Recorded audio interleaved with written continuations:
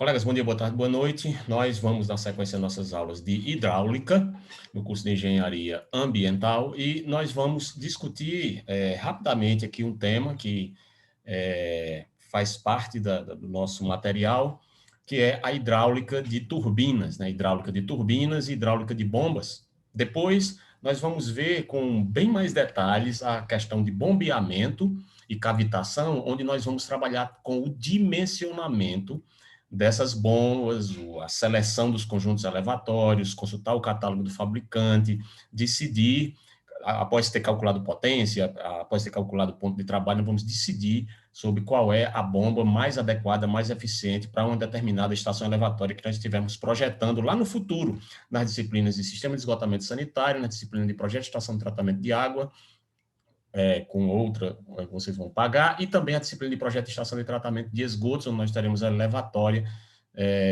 após o tratamento preliminar para bombear para as estações de tratamento de esgoto. Nós podemos até ter estações elevatórias também, sistema de abastecimento de água, né, e também até em redes coletoras para recuperar cotas. Enfim, existem várias aplicações práticas da hidráulica aplicada para o que nós vamos discutir inicialmente aqui, rapidamente, depois nós vemos em detalhes lá na frente, nessa mesma disciplina, ok? Então, nós vamos iniciar a discussão sobre a hidráulica de turbinas e procuraremos fazer o mais breve possível, para não ficar muito extenso, né? E nós começamos discutindo a questão da equação, lembra da energia, nós temos a equação lá de Bernoulli, né? E tem uma outra equação muito importante, que leva em consideração as perdas de carga, aquele fatorzinho lá da equação de Bernoulli, né? Que nós temos a perda de carga como sendo a partir da aplicação do fluxo hidráulico que se desenvolve de um ponto potencial mais alto para um ponto potencial mais baixo, lembra lá? Então, nós temos esse fluxo, quando ele é permitido, ele vai acontecer, né, seja por gravidade, seja pelo aparecimento de uma pressão hidrostática, ou seja, uma linha piezométrica de carga, e nós vamos ter, permitido esse fluxo também, uma velocidade, né, função das condições que você dá, né, seja um canal, seja uma tubulação, aparecem as perdas por conta do contato da água, né, com a rugosidade, né, a viscosidade da água entrando em contato com a rugosidade do material ali do canal ou da tubulação de transporte, vai imprimindo velocidades maiores ou menores, perdas maiores ou menores, nesse fluxo de velocidade que é impresso, e aí você tem, no final das contas, perdas de energia, né? Então, a equação de Darcy, de 1950, ela é muito importante para os problemas hidráulicos, e ela trata exatamente do aparecimento e das considerações a respeito dessas perdas que aparecem, as perdas nas tubulações, que aparecem por conta desse atrito, e esse atrito F é chamada a força de atrito na tubulação, e ela é função do diâmetro, do grau de turbulência e da rugosidade, né? O grau de turbulência, ele aparece, né? Lembra lá do número de Reynolds, né? Que mostra quando ele é laminar ou turbulento, mas também ele é função aqui, ó, o fator de atrito, ele depende da intensidade, esse valor dessas perdas depende desse fator de atrito, depende da extensão da canalização, o que indica que quanto maior for a extensão da canalização, ó, é diretamente proporcional, você vai ter maior esse arrasto, maior essas perdas, maior essa possibilidade de redução do coeficiente energético aqui, né? E aí você vai ter também que considerar que a velocidade, quanto maior for essa velocidade, maior vão haver atritos, né, na tubulação, que vão promover perda de energia, e felizmente, né, temos um fator que é o diâmetro, que quanto maior for esse diâmetro, menores serão as perdas, porque é inversamente proporcional, o que significa, guarde isso no coração, que quanto menor for o diâmetro, maiores serão as perdas de energia, né? Então, isso mostra Isso aí é importante conhecer e lembrar desses fatores aqui quando consideramos a hidráulica, tanto das bombas como de turbinas. Basicamente, vindo lá da teoria de Bernoulli, né, nós temos, em resumo, para as canalizações, a seguinte questão da conservação de energia. Nós temos a energia em 1.1, vai ser igual à energia em 1.2, mas somadas às perdas que aparecem nesse fluxo do ponto 1 para o ponto 2. Então, a energia será dada pelo fator, né, da pressão, aqui é lembra aquele fatorzinho lá do peso específico do líquido, da pressão, mais a energia cinética, que é impressa a esse líquido fluindo, mais a altura, né, a diferença de nível que é gerada do ponto 1 para o ponto 2. No que diz respeito às bombas, nós apresentamos um sistema geral de bombeamento aqui, onde você pode ver o bombeamento do líquido a partir de 1.1 para 1.2 mais elevado. Então, para que eu consiga vencer esse desnível geométrico aqui, HG, então eu preciso garantir que haja potência suficiente neste conjunto elevatório aqui, neste caso é um conjunto elevatório centrífugo de eixo horizontal, não afogado. Nós vamos ver depois isso em detalhes lá na frente. Ele é responsável por bombear, né, através de uma linha de sucção, e aí eu vou ter já elementos, né, de energia de sucção aqui, que eu vou ter que considerar as perdas nessa altura de sucção aqui, vai aparecer, né, as perdas nessa altura de sucção, e eu vou ter, a partir da bomba, uma vez succionado o líquido do reservatório inferior, neste exemplo, você vai ter o bombeamento ou recalque. Eu tenho uma pressurização aqui na bomba, e esse líquido ganha energia capaz de vencer esse desnível geométrico. A partir desse ponto aqui, eu tenho uma altura de recalque, e é claro que por conta da presença das canalizações em seus respectivos diâmetros, em suas extensões até onde eu quero levar o líquido, mais um conjunto de peças especiais aqui que tem suas ranhuras, suas variações bruscas de direção ou de diâmetro, entre outros fatores.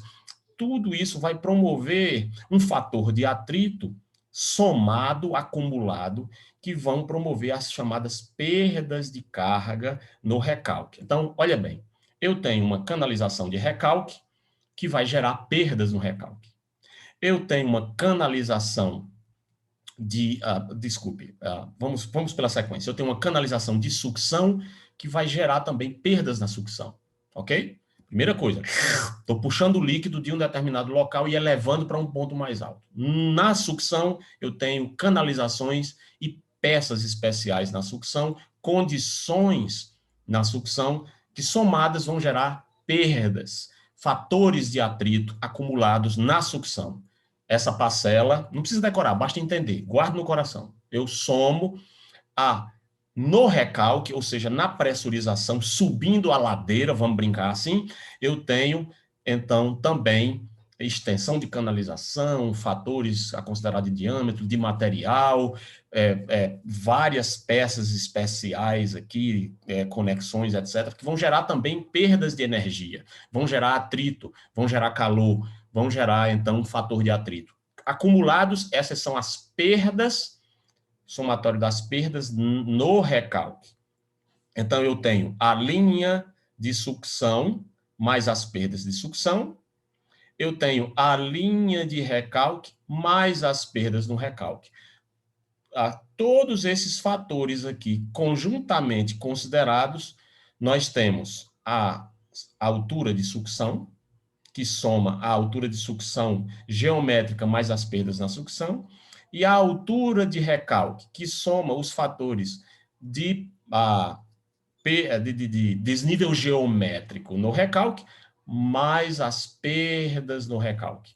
Então, tudo isso considerado, somando a altura de recalque mais a altura de sucção, eu tenho o que nós chamamos de altura manométrica total. certo? Manômetro vem de medida de pressão. Então, eu tenho aqui a criação de um potencial energético de pressão para elevar o líquido de um ponto mais baixo para um ponto mais alto. As aplicações são inúmeras, né? Eu posso recuperar a cota, eu posso bombear mesmo, né, de um ponto mais baixo para um ponto mais elevado, para a partir daquele ponto mais elevado eu garantir o fluxo convenientemente, à minha conveniência de concepção de projeto por gravidade. Eu posso pressurizar uma linha que perdeu energia, que perdeu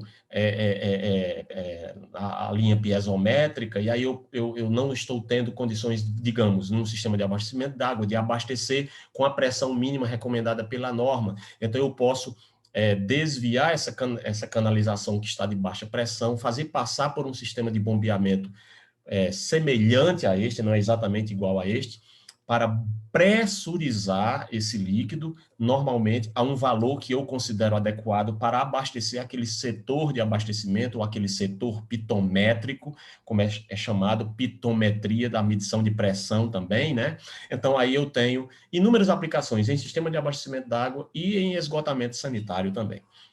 Neste caso aqui, por exemplo, é muito comum, eu tenho uma cisterna ou reservatório inferior e eu faço o bombeamento do reservatório inferior para um reservatório superior, seja no abastecimento urbano, seja no abastecimento de um prédio, seja no abastecimento de uma instalação hidrossanitária multifamiliar ou industrial ou qualquer outro tipo. Então, um reservatório inferior, bombeando para um reservatório superior, para depois fazer a distribuição. Então, aqui eu tenho como funciona a lógica da hidráulica das bombas. Eu tenho, portanto, uma altura manométrica, né, que é a altura que a bomba consegue garantir para o bombeamento do fluxo de um ponto mais baixo localizado em 1 para um mais alto localizado em 2. De maneira que assim fica a energia equilibrada dessa equação, teoricamente, a energia mais a energia que está disponível mais a altura manométrica, eu tenho equilibrado a energia do lado 2 mais as perdas de carga. Então, do ponto de vista desse sistema gerando energia útil para o bombeamento, eu tenho que a potência da bomba será dado considerando qual é o líquido que eu estou bombeando, se é óleo, se é água, etc. Você vai ter o peso diferente, o peso específico do líquido diferente. Você vai ter que considerar qual é a vazão que você está bombeando e qual é a altura manométrica que você precisa vencer, né? Então, do ponto de vista energético, eu tenho o equilíbrio, que é equilibrar a altura manométrica de um lado e garantir que as perdas de carga sejam consideradas na energia no ponto 2, eu tenho que vencer a partir do ponto 1, imprimir energia para que eu vença essa altura, HM aqui, para que quando chegar lá no ponto 2, eu tenha energia suficiente para entregar o líquido, né, vencidas as perdas de carga do outro lado da equação. Feito isso, eu consigo bombear o líquido e na inauguração, quando o governador apertar o botão, vai chegar água, vai chegar esgoto lá, ok? E eu calculo, é claro, para que isso aqui teoricamente aconteça, através dessa fórmula, já é uma fórmula de hidráulica aplicada para calcular a potência da bomba que é necessária para que eu faça chegar a vazão que eu preciso tirar de 1 para chegar em 2, vencendo essa altura manométrica, ok? É isso, basicamente é isso. Se nós formos considerar, por exemplo, o sistema internacional, só lembrando, né, que o nosso líquido, água, né, nós temos 9.810 newton por metro cúbico, né, e a potência absorvida na bomba, dada em newton metro segundo, né, é a potência que, de fato, consegue ser utilizada pela bomba quando você bota ela em funcionamento através da conexão, né, com um motor. Aqui eu tenho um gerador, né, síncrono de energia, né, que conecta um tubo, faz girar um conjunto motobomba, e essa bomba,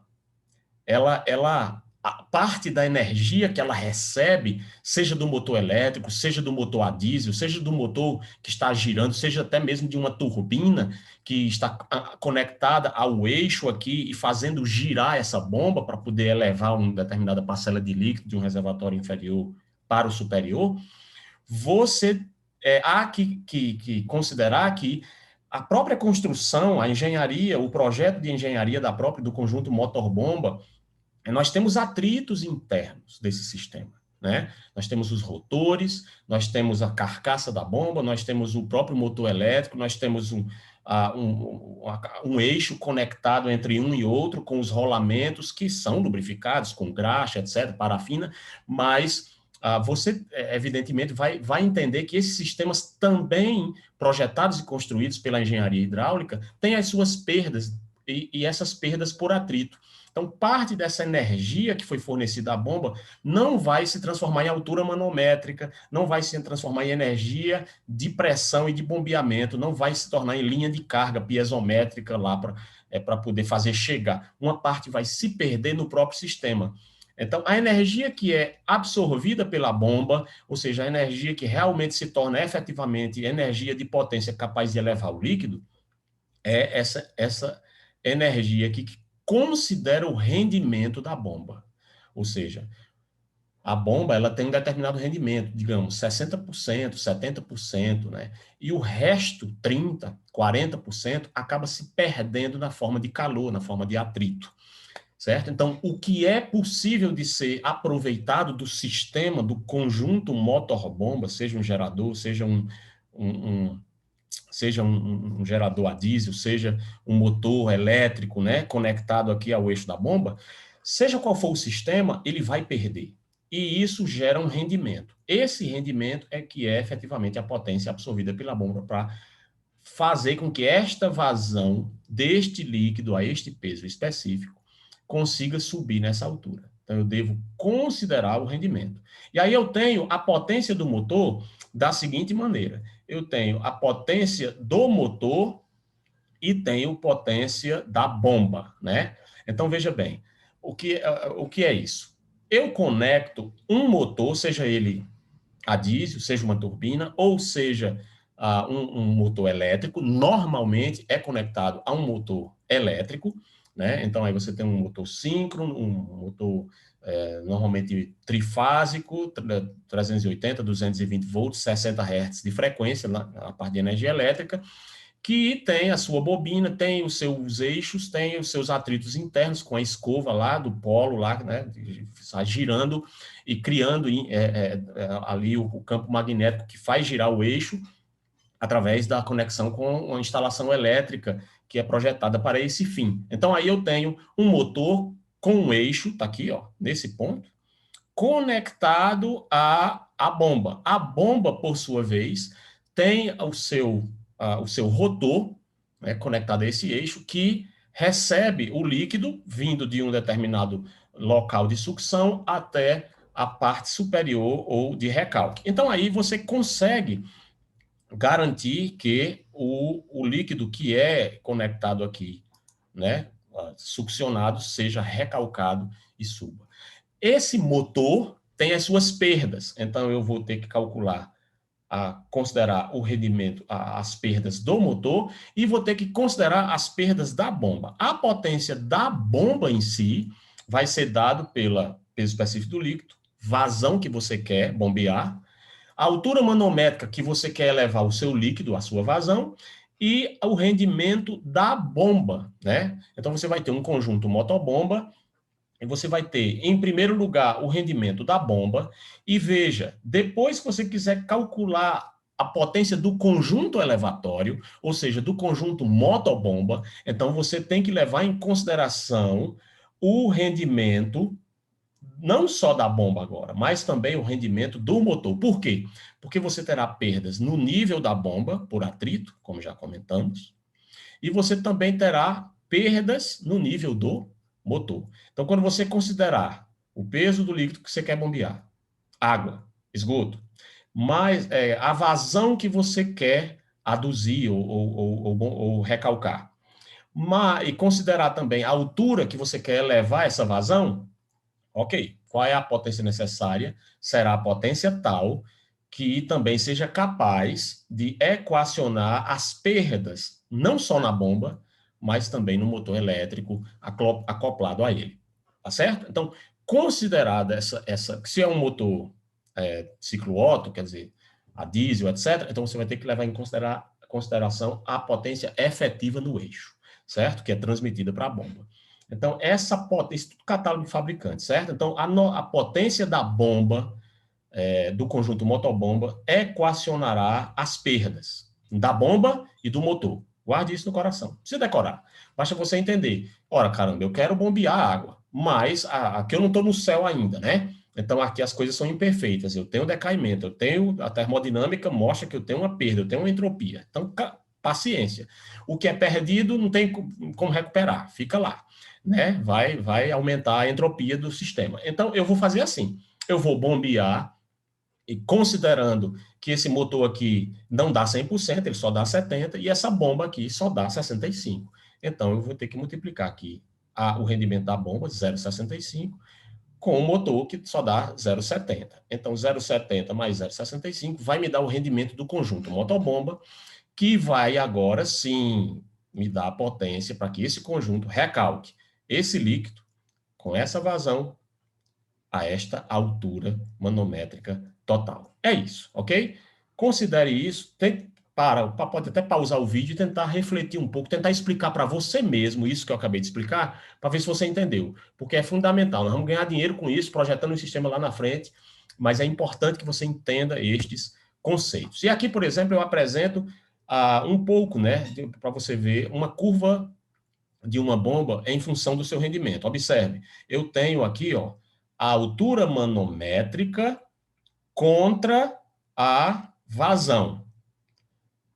Aqui nós temos as chamadas curvas da bomba e as várias curvas para vários diâmetros de rotores da bomba, certo? Então, você tem vários rotores com 219, 206, 196 milímetros, 190.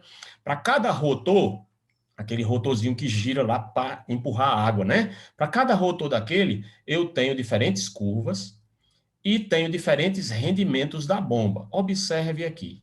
Se eu tiver, observe, sabe o que é que você observa dessas curvas? Quanto maior for a vazão que você queira bombear, a vazão, ele bombeia.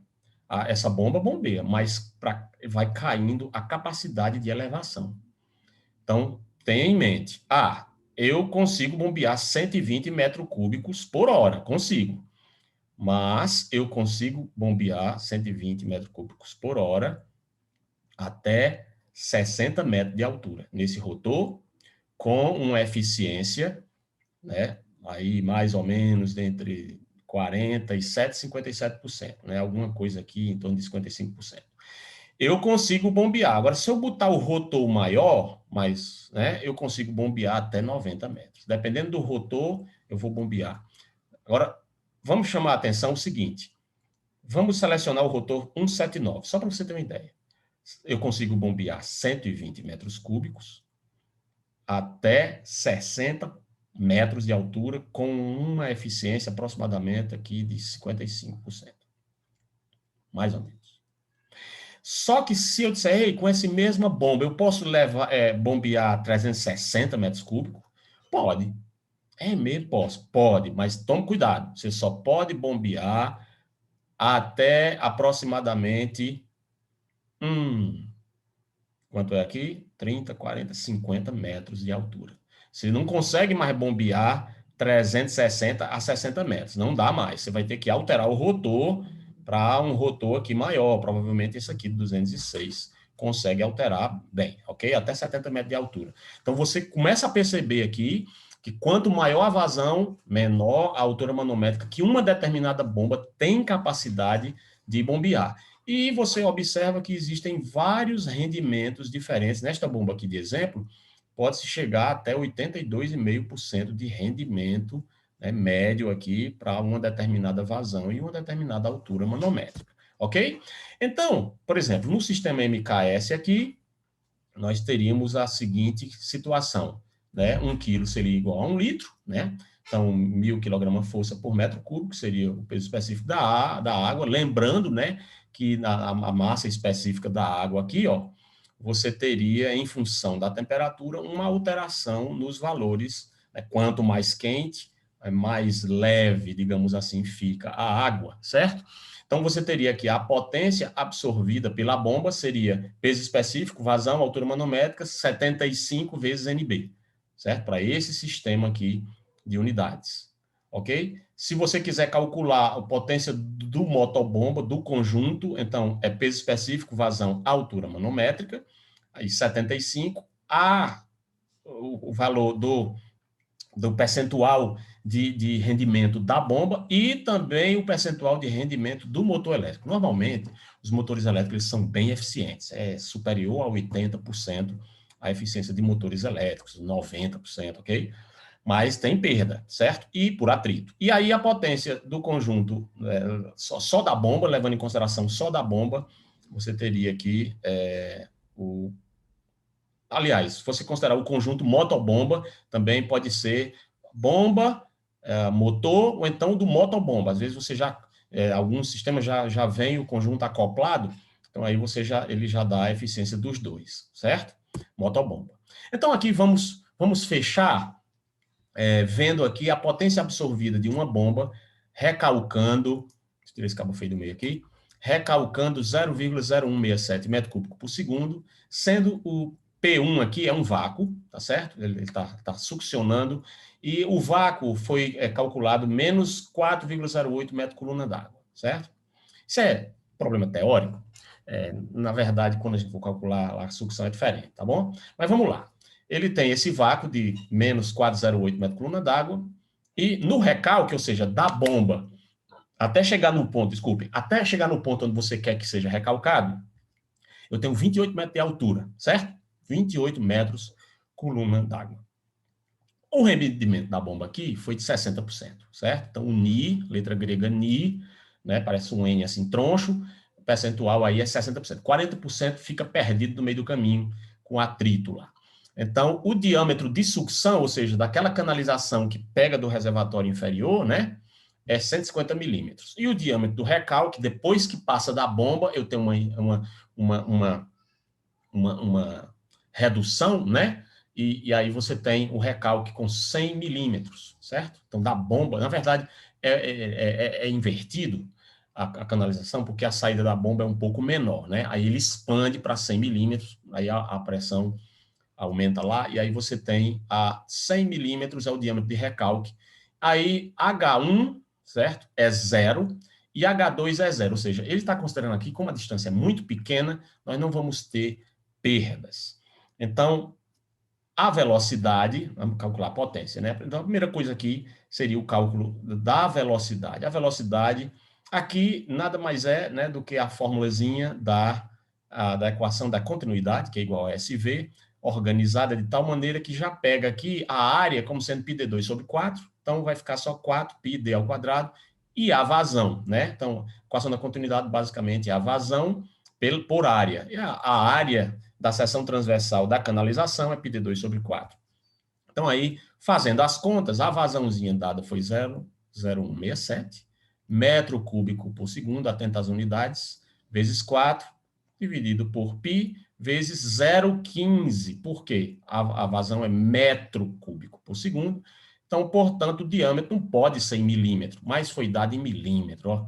Então, eu converto 150 milímetros é 0,15 metros, ou seja, 150 milímetros é 15 centímetros, e 15 centímetros é 0,15 metros. Assim como o diâmetro do recalque, 100 milímetros é 10 centímetros. 10 centímetros é 0,10 metros, 10% do metro. Então, aí eu tenho, aplicando aqui, uma velocidade V1 de 0,95 metros por segundo, velocidade adequada. Em V2, eu tenho, fazendo as mesmas contas, só que agora o V2 é recalque, então eu tenho o diâmetro é 100 milímetros, 2,13 metros por segundo. Como as perdas nesse exemplo estão zeradas e o peso específico do líquido, né, 1.000 quilos por metro cúbico, tudo certo. A distância 1, 2 é muito pequena, então nós consideraremos do lado direito da equação as perdas zeradas, né? Então, agora nós vamos fazer as contas lá, lembrando da equação da energia lá de Bernoulli, nós temos do lado de cá da energia um recalque, ó, uma sucção que tinha um vácuo, menos 4,08 metros coluna d'água. É esse fator aqui da pressão, o piezométrico, né? Aí nós temos do lado do recalque, do lado da sucção, uma velocidade que acabamos de calcular de 0,95, né, metros por segundo. 0,95 metros por segundo, 2 vezes a força do véio, seu Newton, que tem uma força danada, o véio é danado, viu? Então, 19,62, a perda H1 é desprezada, e nós temos aqui a altura HM, neste caso aqui, é a altura da bomba, né? A altura que será vencida, né? Então, que nós queremos descobrir quando fizermos o equilíbrio das duas equações, né? O HB. Aí, do lado de lá da equação, nós temos o P2, né? Que é exatamente o que nós queremos vencer no recalque, que é 28 metros coluna d'água. Temos a velocidade no recalque, que nós calculamos aqui, que é 2,12, alguma coisa da 2,13, ou seja, vamos botar aqui 2,12 ao quadrado, 2,13, dividido por 2 vezes a força do véio, seu Newton. E aí nós temos 2 vezes a gravidade, mais H0, H2 é desprezado, e H2 e a perda de carga, nesse exemplo teórico, foi desprezada.